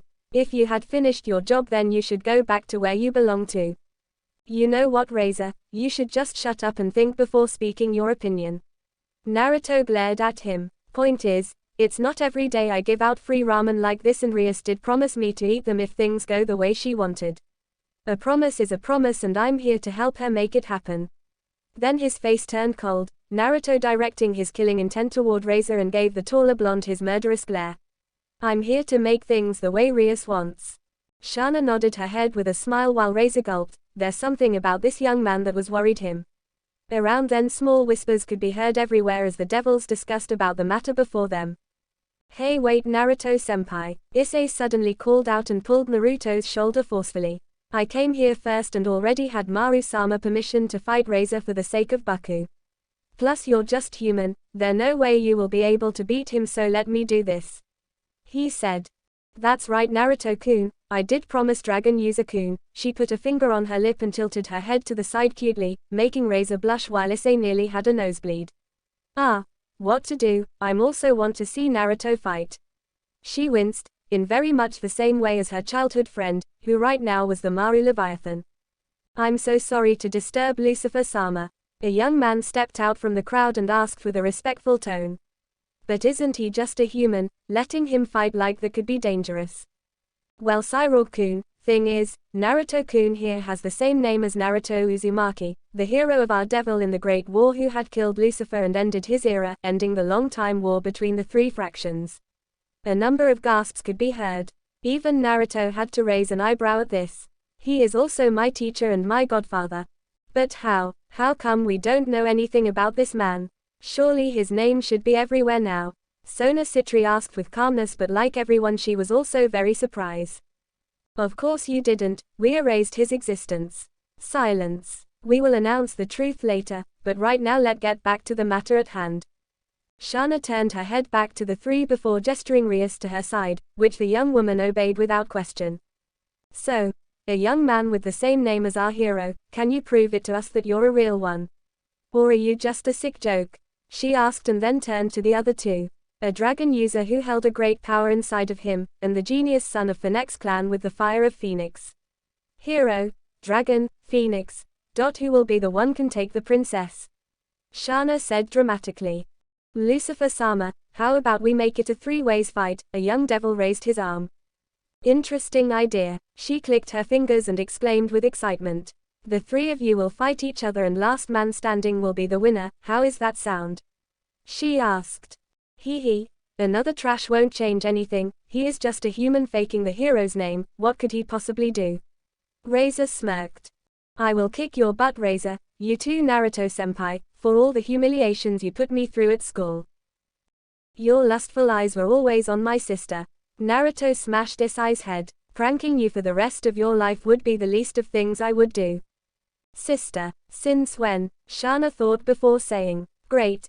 Then Naruto-kun, I had asked Dragon User-kun this, so it would be only fair to ask you the same thing. What do you want if you won the match? Money, peerage, the most beautiful woman, or have me turn you into a devil? I am already rich enough, thank you, and what the hell is peerage? Turn into devil, I love to be human by the way. And the most beautiful woman. Sound good, but I would like to be single at the moment. Shana's smile dropped immediately. However, I would like you let Rais do whatever she wants to do, no forcing. Great. Then let's start, shall we? A crimson magic circle appeared and stepped out from the seal was a group of men and one creature which resembled a Chinese dragon. They were the Est peerage in the underworld, Shana Lucifer's peerage. Whoa. Beowulf mumbled in awe when he looked down to Gremory Residence's massive garden-turned stadium for the three contenders. So, Aniki really came back, as expected. McGregor Matthew nodded his head. From the man that beat the hell out of us just because he felt like it. He is just like a Phoenix, his regeneration is unbelievable. Surf Second muttered to himself. Shana-sama, are you okay? The dragon-like creature asked his master worriedly. I'm fine Enku-san. Shana nodded quickly. Nei-sama, if Naruto-kun is very close to our family, then how come I don't remember anything about him? Rais, who was standing with the rest of her peerage, wondered out loud. She had tried for months to look for him from all information sources she had, however not matter what she couldn't find anything about him and understood why now. But she couldn't believe that the answer always in her head, all this time. We didn't not only erase his existence from the books Rais-chan. Shana shook her head sadly, making Ria's eyes widened in shock when she realized the meaning of her sister's words. Why, you erased my memories, didn't you? How could you, Nei-sama? Ria snapped and her sister turned her head away. That accident 10 years ago, when I lost my memories because of the stray devil that attacked us, was a lie. We had no choice, Rais-chan, please understand this, but Naruto-kun is someone very important to our family, not just the hero of the Great War.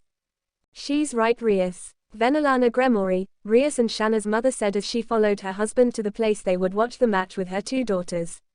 Naruto Dono took a very important role in both of your lives. You and Shanna had been affected the most. We were afraid something would happen to you. You were too young back then to handle. Handle what? Rais asked, confused. We will tell you later, daughter. Lord Gremori said. The match is about to start. And everyone then focused their attention toward the soon-to-be battleground. Down below, Naruto was scanning his 2 opponents closely. He knew absolutely nothing about their power other than Rais could use fire and super healing factor like Phoenix. Shanna said Issei was some kind of dragon user, so the boy might have the power of dragon. Nonetheless, Naruto was pretty sure he could win this fight if he careful enough, but toying with them would be a good idea. The devils in the hall were standing around the watching stand, watching with keen eyes. On other hand, at the House of Phoenix side, their relatives, their servants, and Rais's sister, Ravel, were sitting there. Issei then summoned a boosted gear on his left arm while Rais just looked around confidently. Please start. The devil male who was in charge of the battle gave a call for the start of the match. Rais, who has his fire wings out, points at Issei's gauntlet, completely ignored Naruto. All of your ability is already cracked. A sacred gear that keeps on doubling the power of the user, the boosted gear. Also, it seems like you gained a new ability that can transfer the multiplied power into an object or your allies. So what? I will beat you in 10 seconds. Hello, I'm still here, you know. Naruto called out to them. You two should worry about me more than each other. Who know you two should be able to beat me if you guys join hands. He shrugged his shoulder before reaching into his pocket. They all thought he was going to pull out a weapon, but the clicking sound of the bell immediately alerted every members of Shanna's peerage, even the king and queen themselves. Oh no, Beowulf muttered. He's going to. McGregor exclaimed with horror. Use that method. Serta second finished while shivering. The devils looked toward Naruto in confusion, wondering what could make the devils in the underworld shiver in fear like that. They all widened their eyes when Naruto pulled out a bell by its string from his pocket. A bell? You must be joking. Rais roared out in laughter. Nay, Sama, what is that bell? Is it some kind of magical bell? Rais asked hopefully. No, it's a normal bell. Shanna shook her head. But you're about to witness the first test in Naruto's many hell training methods. Shanna shivered slightly when she remembered everything Naruto pushed her through to make her as she was now. The bell test. Naruto enhanced hearing helped him to hear everything around the stadium and of course knew what Shanna was saying. This was going to be a lot of trouble afterward. This woman and her friends seemed to know everything about him while he knew absolutely nothing about them. Anyway, he should continue. Asia was staying alone at their house on the human world. Though he had left a clone there to protect her, it wouldn't be good to leave her alone for too long. This is a bell, Naruto said, the oblivious. I was planning to use it only on Razor, but with Issei here it would be a lot easier. You see, I will put the bell right here. The blonde hooked the string to his belt. If one of you can take the bell from me, I will give up this fight immediately. The crowd gasped in surprise at his challenge. Why should I? Razor shouted, smirking arrogantly while flaring out his infernal wings. Why should I try to take that bell from you when I can burn both you and the bell with my flame? Simple. You two stood absolutely no chance against someone as awesome as I am in a real fight. Databio. Naruto declared while smirking confidently, easily matching Razor's smirk. It would be easier for you guys to take me out like this. Hey, look at me. I have no weapon while you have the ultimate hand of power and you have the eternal flame of youth.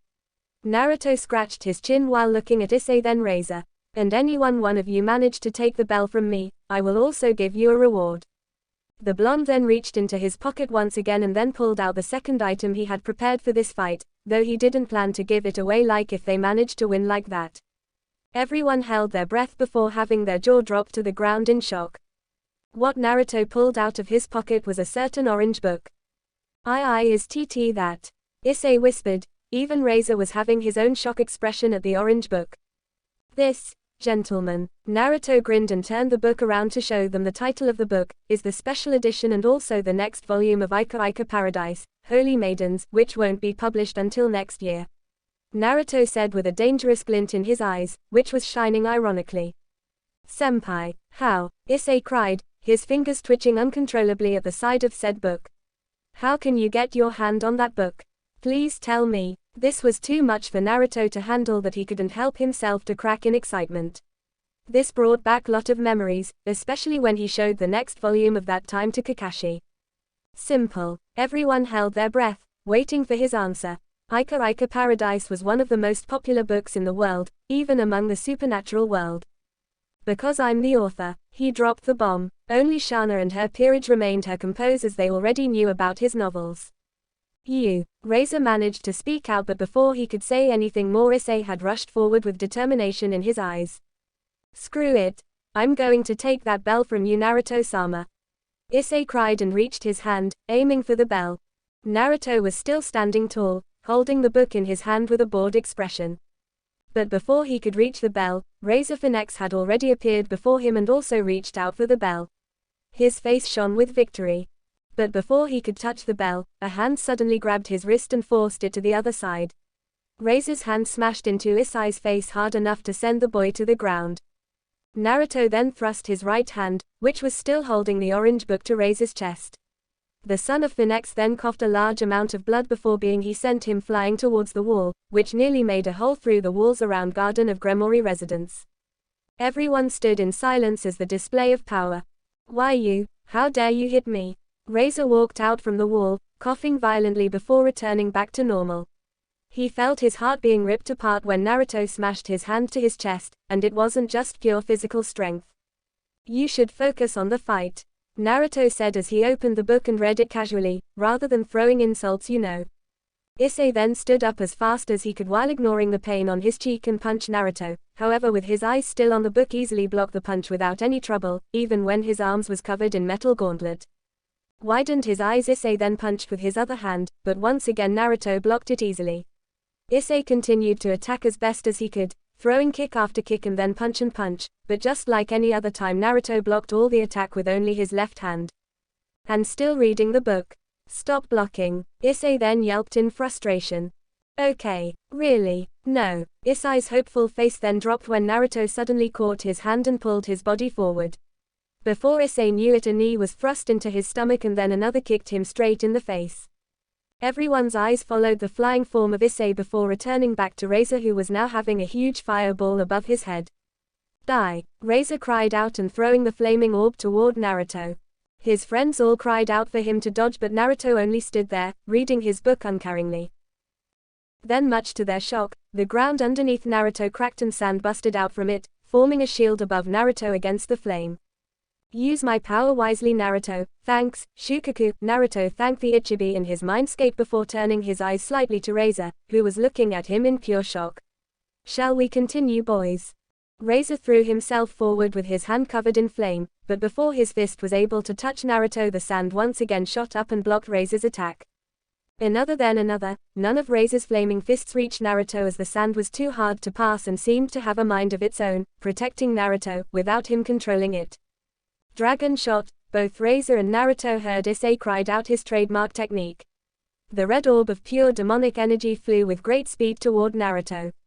Razor quickly flew out of the way to avoid the explosion that was going to happen. Even with his regeneration power, that spell could leave a nasty wound before it healed up. Naruto, however, didn't do anything as the dragon shot aimed straight at him. The sand around him gathered up and blocked the shot. When the orb connected with the shield of sand, it exploded powerfully, creating a large smoke and sent rock and dirt everywhere. Did I make it? Issei asked himself. He didn't want to use any of his power and save his ultimate one for Razor, but Naruto had proven himself very hard to defeat, so he had no other choice other than using Dragon Shot. Naruto-kun, Rias called out worriedly. She couldn't see anything in the smoke. Issei, when we come home you're going to be punished for this. But. No buts. Don't worry, Haim, Beowulf said to Rias as he focused on the match. A shot like that won't be able to pass through his defense. Just like Beowulf's words, when the small was cleared, everyone could see the blonde still reading his book and looking unharmed by the explosion. The sand that had shielded him away from the blast fell to the ground, making Issei gasp in shock. That's quite a power, Issei, but unfortunately, you will have to try harder than that. Naruto said to the boy. You too, Razor, if you really want to defeat me, the bell's still on me, ya know.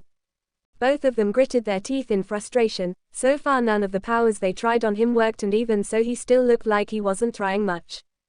He is toying with them, he's not even trying to do so. Lord Gremory said, smiling a little. This brings back memories, just like old times. What do you mean to Sama? Rias asked. The other also turned their head to look at him in interest. Your sister, Serafal-sama and Ajuka-sama were trained by Naruto-sama when they were young. Naruto turned his head toward the man with crimson hair, apparently Ria's father, interest in his blue eyes. I still remember those days when your sister and the other tried to take the bells from him. 3 students, yet there were only 2 bells. The one who couldn't get it will be tied to a wooden log and watch the other 2 ate lunch. And they were forbidden to have breakfast. Venelana finished. Wow. I would never think it would be that extreme. Serta second scratched his chin. Being tied up while feeling really hungry and your comrades were eating in front of you would be something he wouldn't want to come through. Well, that sound like something I would do. Naruto chuckled. So, who was the one being tied the most? He asked, remembered the bell test with his first sensei and teammates. Shana, you. Rias turned her head toward her sister, trying her hardest not to laugh at the information and at Shana's blushing face. Please don't ask Rias-chan. Shana lowered her head in embarrassment, ignoring the chuckling of her own peerage. Speaking of which, Shana looked around and began to wonder where was Serafal, who Graphia had given a call to tell her about Naruto. Ajuka was very busy lately, so he didn't have time to come, but he did promise to come and greeted his first sensei later. However, Serafal was nowhere to be found. Knowing the energetic magical girl, she should be here a second after Graphia's call. Returned to our hero, Naruto was having trouble to focus on the fight. His mind was filled with visions about a young crimson-haired girl, being tied up to a wooden log looking at him with big puppy dog eyes like she was pleading him to let her go. Naruto, focus. Kyuubi shouted in his mindscape, pulling Naruto out of his thought. Naruto then blinked rapidly to clear his vision just in time to see Razor throwing a giant fireball at him, bigger than anything the youngest son of Phoenix had created in his life, in hope it was enough to reach Naruto. Before the sand could block the attack, he heard the brown hair man shouted out. Come on Aniki, stop blocking and show us something that made your name. Smirking at the challenge, the blonde then let the sand around him fell freely and crouched down. The book on his hand had been closed as he focused his strength on both legs before launching himself toward, leaving a large crater on the ground. Razor's eyes widened when he saw the blonde launched at him with extremely speed, faster than anyone he had seen in his life. He didn't even have time to block when Naruto twitched his body and kicked him right on the chin from below. Razor cried out in pain when he felt his jaw broke completely before returning to normal thanks to his healing ability, but he had been launched toward the sky with such speed that easily break neck. Bringing out his wings flame, Razor managed to regain his speed and saw that Naruto had just landed back down toward the ground. I win. Naruto heard a cry of victory and didn't need to turn back to know that Issei Hyaudu was very near, palm aiming for the bell at his waist. But before he could reach for the spell again, Naruto disappeared in a puff of smoke and in his place was a wooden log. Naruto then reappeared behind Issei and lowered himself down to the ground, bringing his hands together, making it into the tiger hand seal before shouting out his most favorite technique. Konohagakure hidden taijutsu ugi. Naruto thrust his hands forward and inserting his fingers into Issei's backside, channeling chakra toward his finger to make the attack 10 times worse and more dramatically than normal. Seningoroshi. Naruto declared loudly and pushed his hands up, shooting Issei to the sky with the boy screaming out in pain while holding his backside. There were many reactions to the technique. Rias was looking at Naruto like he was crazy with a heavy blush while her queen was giggling with a hand to cover her mouth. Shana's peerage's male members were basically rolling on the ground, roaring in laughter as Graphia, Lord Gremory and Venelana were shaking their head. Shana, however, suddenly moved her hand toward her ass, unconsciously feel the pain Issei was feeling. All around the garden, everyone was also having similar reaction to the group. That's Devil-san, is how I made my name. Naruto nodded his head before putting his book into his pocket. He got a lot in mind right now and preferred to end this match quickly, so he could ask the ones who appeared to know about him and his, maybe forgotten past, more than himself. Maybe he's right, I should stop dodging, Naruto said and took the stand of a basic taijutsu style. Now, come at me with the intent to kill, or you will never be able to touch me, Naruto said emotionlessly as a thin aura blue appeared around the blonde. Here we go, Enku muttered. He, just like anyone who had witnessed Naruto in real action, was still remembering the power he displayed. The others, though, were still amazed by the power he was releasing and the hardness in his eyes. Anyone who was experienced could tell that he was a well-trained warrior, hardened by each and every single fight he came through. It was hard to believe that just a moment ago he was a carefree young man. Damn it, Issei shakily stood back up, his ass still stinging with pain from the ridiculous technique. Guess I had no choice then, I will end this fight in 10 seconds. Ho. Very confident Issei, but can you do it? Naruto asked calmly. You sure talk big for saying that you will finish it in 10 seconds. Then I will finish you off in 5 seconds. It won't be like last time. Ria's pawn with Naruto had lowered his sand shield down. Rais was pretty confident that he could defeat both of them now. They could attack all they want, but he would surely heal back to normal, and when they was tired he would go for a strike. Rais Phoenix, Naruto-senpai, Issei declared, I'm going to crush the two of you down with everything I got. Then he turned toward Rais. Baku, please allow me to use promotion here. Baku looked doubtful for a moment before nodding at his request. Even though she placed her bet on Naruto, Issei was still her servant and she would always listen to her servant's request.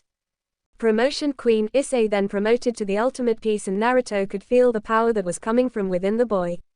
Such an interesting power. Promotion to Queen to increase the power, just like chest. This was what a peerage was all about.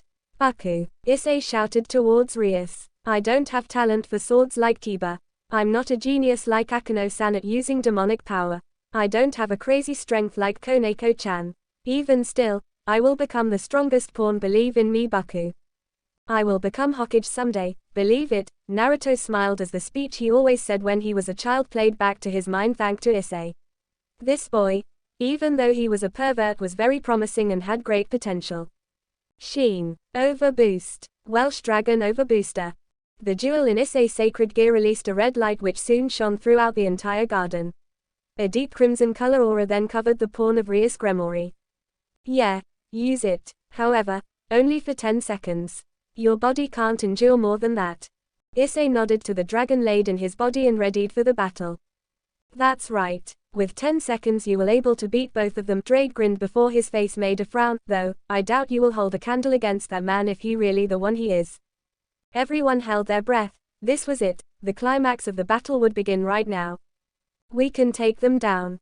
And then he leapt forward Razor while emitting a red aura. His body was equipped with a red armor. A plate armor that had the motif of a dragon which had a sharp shape.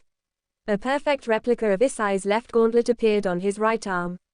The jewel that was present on the gauntlet also appeared on both his arms, shoulders, knees and the middle of the torso. On the back there was a rocket-like booster propulsion. An armor. You made the power of Sekiruote shape into a physical form. Razor was shocked. His comment was acute. However, Naruto remained calm and waited for the attack. This is the power of the Emperor of Dragons. The Balance Breaker, boosted gear scale male. If you want to stop me, go and ask Maru-sama. After all, it seems like this is the hated forbidden technique, and punched both of his fists together to create a massive demonic power. It was so big that it covered half the side of the garden. Razor taking this chance also summoned the biggest flaming ball he got and threw it at Naruto. Both attacks, equal size and power, came straight at the blonde who stood fearless. Byakugan, Naruto called out and channeled chakra to his eyes as the pride of Hyuga appeared. His eyes then lost its azure color and replaced with a pale lavender one.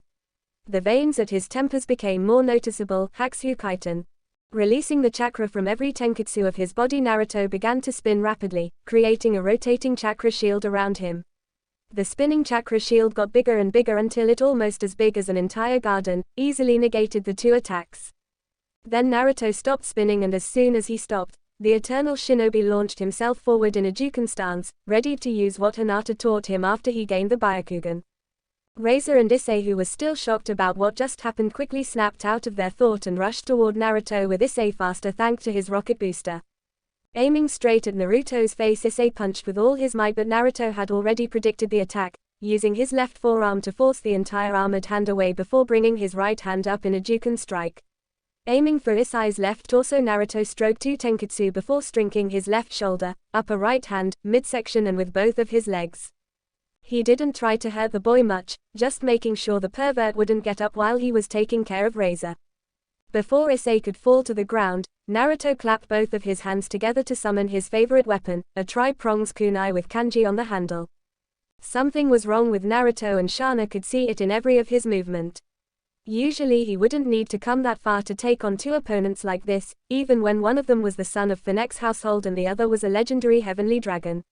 He was holding his ground, yes, but there were too many waste movements. Shana-sama, I know Grafia, Shana whispered back to her queen. She understood how Naruto couldn't be able to fight like he used to. He had been slacked off, 10 years without any training nor real fight. Naruto gritted his teeth when he felt his muscles stretched painfully and his body was slowly not answer to his mind. It was a good choice that he chose Juken to fight, or else the other taijutsu styles would be too much for his current endurance and put him on the ground right now. But he had to keep fighting, for the sake of Ria's happiness.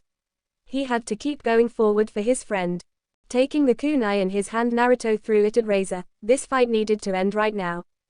The eternal shinobi then got into the Juken stance with his body crouched low and his arms outstretched, one arm pointed to the sky while the other to the ground.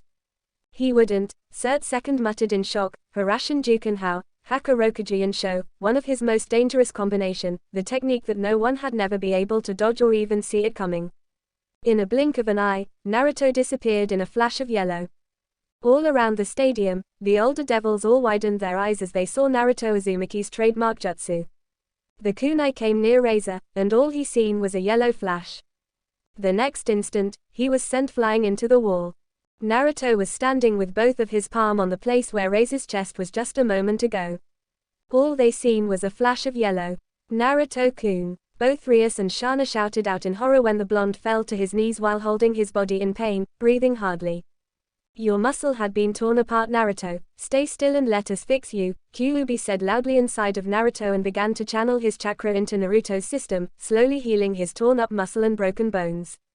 Damn it, I didn't know I'm this weak, Naruto thought. Living in a normal and peaceful life also had its downside, and Naruto had just experienced it in the hard way. Next time when charging yourself in a fight, take a proper workout first, Kyuubi roared angrily. Despite in pain, Naruto couldn't help but grin. But a groaning sound made his heart stopped. Issei was coming at him while crawling on the ground, the armor had already disappeared. And he was having his hand on the bell.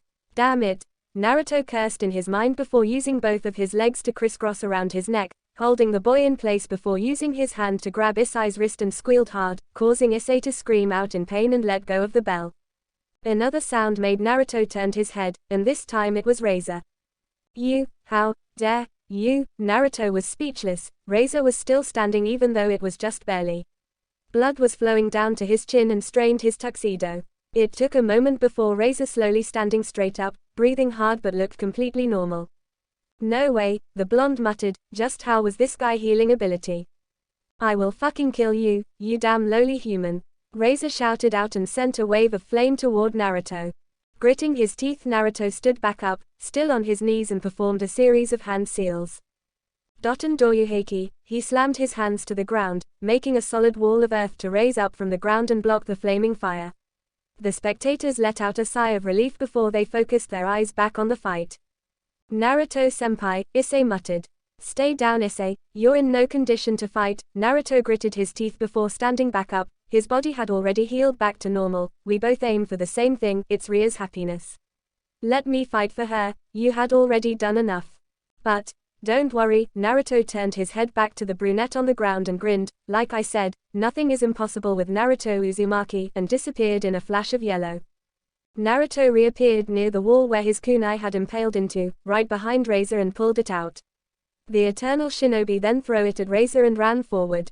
The youngest son of Phoenix quickly dodged to the side just in time before the kunai could stab into his head. However, before he could prepare for it, Naruto had already appeared behind him in a flash of yellow, with a blue orb in his hand. Rasengan. Naruto slammed it into Razor's stomach and pressed the destructive orb hard into the taller blonde. Razor screamed out in pain when he felt his flesh being torn apart by Naruto's Rasengan. Naruto looked at the wound and felt his eyes widen slightly when his small flesh had already knitted back. Even an instant later it was torn by the Rasengan. Fuinjutsu. Shukaku asked. No, they are too powerful even if this guy's an immortal. Naruto dispersed the Rasengan and slammed his fist into the wound before it could heal back to normal, making Razor cough out blood before another punch to the face sent him flying. Can you see Naruto Uzumaki? Razor stopped himself on the ground and flared out his flaming wings. This is the ultimate power of Phoenix clan, the clan that inherited the power of a phoenix. I'm immortal and my power is absolute. No matter how much power you throw at me, I always heal up. You're only exhausted yourself and wasting your time when all you should do was giving up. Trash will forever be trash." He laughed loudly. "How about I bury you alive then?" The laugh instantly stopped. "All I could just hurt you until the pain is too much for you to handle, and your brain would collapse because of it. You can always cure the physically pain, but not mentally." His speech made a heavy atmosphere appeared around the stadium, especially the Phoenix clan. "As an shinobi, I don't play fair, so I could make it happen right here," Naruto muttered, "but first, you would need to be taught 3 important lessons." Naruto ran toward Razor with his brought back. The son of Phoenix clan quickly brought out his wings and flew to the sky before flying back down with neck-breaking speed. 2 opponents slammed their fist into each other and created a powerful shockwave, knocking back several devils that was watching and also making the ground underneath cracked. "First lesion, there is no such thing called absolute," Naruto cried out and grinned his fist into Razor's one. "Powers are earned, not given. The power you're using is from your family, not you." Naruto pushed Razor back, crushing the blonde under the extreme pressure of his punch. Lesson number 2. Naruto threw the kunai as hard as he could, making it flew past the flying form of Razor before teleporting himself behind the blonde. Caught the kunai in his hand, Naruto punched Razor right on his face and forced his body to slam on the ground, hard enough to create a large crater. "Respect your opponent, even right now I'm respecting you, looking at you as my equal. When you respect your opponent, you might be able to see the real power they pose, and be able to figure it out, the strength to overcome their powers." Naruto grabbed Razor's neck and brought him up, glaring at his opponent with cold glare. "And you look down on everyone and never respect them just because their statue is lower than you. That's why you will never be able to beat me. Hold on. Do you even know what you are doing? This engagement is important and necessary for the future of devils. It's not something a disgusting human like you can butt into." Naruto released Razor's neck and spinning around, thrusting his elbow into his face, breaking his nose in the process. Lesson number 3. Naruto focused his chakra, his enormous chakra resource, into his fist and readied to release it at Razor. "Do I look like I give a shit about this world and its future?" Naruto snarled. "All I cared about is my friends. As long as one of them is still here, I felt complete and managed to stay alive and don't turn insane. You Razor Phoenix, just a few moments ago you're about to take away my friend, my most favorite costumer and also my little sister's tutor." Naruto then punched Razor and also released the bended up chakra in his fist, creating a powerful shockwave that shook the whole stadium and sent Razor straight forward the massive knight statue. The punch was so powerful that it completely destroyed the status, making it crack before breaking into millions pieces and fell on top of Razor. "Lesion learned," Naruto whispered to himself and resealed his kunai into his dimensional storage. They were silent, before Shana Lucifer clapped her hands together and soon, everyone followed suited. Even the House of Phoenix was clapping for him. "I totally forget this feeling," Naruto sighed, putting both his hands on his hip and looked toward the sky. Ring. Ha. I won. Issei Hyaudu screamed out in victory while holding the bell above his head. Naruto looked at his belt and saw that the bell had disappeared. Sighing, the eternal shinobi just let out a small smile before saying, all right, I give up." He chuckled and pulled out the book. "Here you go, kid." He threw it to Issei, who caught it and looked at the book with teary eyes. "This is the best day of my life," Issei cried before his legs felt him. The brunette braced himself to the impact. However, before his body could touch the ground, Naruto had caught the boy's arm and stopped the fall. "Easy there, kid," Naruto grinned. "I didn't know that you're such a good person, senpai." Issei laughed with tear in his eyes, but then felt his face smashed into the ground. "Oi, what the hell? Just like you said, I'm a good person," Naruto grinned evilly. "The winner of this fight, is," but before Shana could declare the winner, a column of flame shot out from the mountain of falling rocks, blowing a good amount of debris out of the way before the arm of Razor Phoenix could be seen. "This guy, just when will he give up?" Issei muttered as he looked at Razor's form from the ground. Cracking his knuckles while grinning, Naruto walked toward the son of Razor Phoenix with his body flicking with pure chakra, making the spectators all widen their eyes in shock. How dare you do this to me, a high class?" Razor wiped the blood and sweat and dirt from his eyes and looked up, only to meet with a massive jaw of a gigantic Kyuubi. A yellow pure energy Kyuubi with Naruto Uzumaki standing in its mouth. Graahhhhhhhhh. The beast released a powerful roar, shaking the entire side of the city. Razor fell to his butt while screaming like a child that just seen ghost, looking at Naruto with pure wide horror eyes. Please stop. Before Naruto could do anything, a familiar drill-haired girl landed in front of Razor with her hands stretched out protectively. Please stop, Naruto-sama. My Oni-sama can't continue fighting like this, she said with a shaking tone. Naruto could tell that she was scared to death. Her knees were shaking uncontrollably but still managed to keep a brave face. Naruto slowly made the Kyuubi's hand raised up and Revel closed her eyes, waiting for the strike that would most likely ended her life. But rather, she felt a hand being put onto her head. Revel opened her eyes to see the smiling face of Naruto, who was looking at her with warmness in his eyes. Take care of your brother Revel, Naruto told her. Family is always the most important thing, and turned around with his body returned back to normal. I will, Naruto-sama, Revel whispered with a blushing face. The winner of this fight, Issei Hyaudu. Shana stood up from her chair and declared the name of Ria's servant, making the whole stadium cheered out. Naruto then turned his head to look at the crimson hair Maru, who was also looking at him. Their eyes met, and Naruto was sure they had a lot to talk about. A whole lot.